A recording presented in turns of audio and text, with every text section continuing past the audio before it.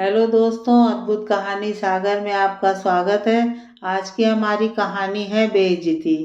मोहित, मुझ पर ऐसा इल्ज़ाम मत लगाओ। ऐसी बात करने से पहले तुम्हें सोचना तो चाहिए था कि क्या तुम्हारी पत्नी ऐसी हरकत कर सकती है। मोहित, मैं तुम्हारे साथ हर समझौता करने को तैयार हूँ। इसका मतलब ये नहीं कि तुम मुझ पर चोरी का इल्ज़ाम लगाओगे, तो भी मैं बर्दाश्त कर लूँगी। बहुत दुखी थी रचना, उसके दिल का दर्द बाहर आ रहा था। रचना, मैं तुम पे इल्ज़ाम नहीं लगा रहा, मैं सिर्फ तुमसे पूछ रहा हूँ कि क्या तुमने भाभी की अंगूठी देखी? अगर वो तुम्हारी अलमारी देखना चाहती हैं तो उन्हें देखने दो, उन्हें तसल्ली हो जाएगी। मोहित बोला। नहीं मोहित, मेरी अलमारी की तलाशी लेने का मतलब मेरी बेइज्जती करना है। अगर तुम ये करोगे तो मैं यहाँ नहीं रह सकती, जहाँ सब मुझे चोर की निगाह से देखते हैं। देख लिया देवर जी, जिसका मन साफ हो वो तलाशी देने से क्यों डरेगा। इसे कहते हैं चोर की दाढ़ी में तिनका। मेरी अंगूठी जरूर आपकी पत्नी ने ही चुराई है। रचना की जेठानी माई हाथ नचाते हुए बोली। मोहित बेचारगी से रचना की तरफ देख रहा था, मानो कहना चाह रहा हो कि एक बार तलाशी लेने दो, वो शांत हो जाएगी। मोहित, अगर अंगूठी मेरे पास नहीं मिली तो जेठानी जी की अलमारी की भी तलाशी लेनी होगी, और अगर अंगूठी उनके पास ही मिली तो मैं इस घर में नहीं रहूंगी। हार कर रचना बोली। माही एकदम बोली, हाँ हाँ ठीक है। और माही एकदम से रचना की अलमारी खोलकर उसकी तलाशी लेने लगी। रचना की आंखों में आंसू थे, उसे ये बेइज्जती बर्दाश्त नहीं हो रही थी। माही उसके कपड़े निकाल निकाल कर बाहर फेंक रही थी। बुरा तो मोहित को भी लग रहा था, लेकिन वो अपनी पत्नी पर लगे इल्जाम को बर्दाश्त नहीं कर पा रहा था। इसलिए वो अपनी भाभी के मन को तसल्ली देना चाह रहा था। थोड़ी देर बाद जब माही थक गई तो वो मुंह लटकाकर बैठ गई। अब माही की अलमारी की तलाशी की बारी थी। माही चाहती तो नहीं थी, लेकिन अब वो अपनी बात में फंस चुकी थी। तब तक माही का पति आकाश भी घर आ गया था।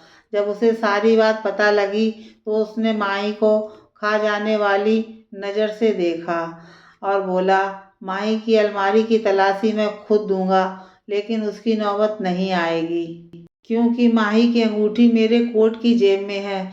कल रात नए साल की पार्टी से लौटते वक्त माही को इस अंगूठी से परेशानी हो रही थी, क्योंकि सर्दियों की वजह से इसके हाथ की उंगलियां सूज रही हैं। मैंने इस पर गुस्सा भी किया था कि अगर नहीं पहन सकती थी तो दिखावे के लिए क्यों पहनी। घर आकर मैं भी अंगूठी के बारे में भूल गया, और शायद माए भी। ऑफिस जाकर जब मैंने कोट की जेब में हाथ डाला तो मेरे हाथ में अंगूठी आ गई। मैं फ़ोन करना चाह रहा था, तभी मेरी एक शहरी मीटिंग आ गई। मैंने भी सोचा कोई बात नहीं, अंगूठी मेरे पास सुरक्षित है ही। मुझे क्या पता था कि घर पर इतना ड्रामा हो जाएगा, वरना मैं तो फ़ोन कर ही देता। और माही, तुम पहले तो खुद अपनी लापरवाही में अपनी अंगूठी भूल गई, और उस पर तुमने अपनी देवरानी पर ही इल्ज़ाम लगा दिया। तुमने ये भी नहीं सोचा कि हमारे अपने हैं, ऐसा काम नहीं करते। अब मोहित और रचना नहीं, हम इस घर से जाएंगे। कल ही मैं किराए पर मकान देख लूँगा, फिर तुम रहना अकेले, क्योंकि तुम संयुक्त परिवार में रहने लायक नहीं हो। आकाश चीखते हुए बोला। नहीं भैया, लोग क्या कहेंगे कि छोटे भाई ने बड़े भाई को घर से निकाल दिया। मैं रचना को लेकर यहाँ से चला जाऊँगा। कोई कहीं नहीं जाएगा। मैं लोगों को अपने घर के बारे में बातें बनाने का मौका नहीं दे सकती। सब यहीं रहेंगे, इसी घर में।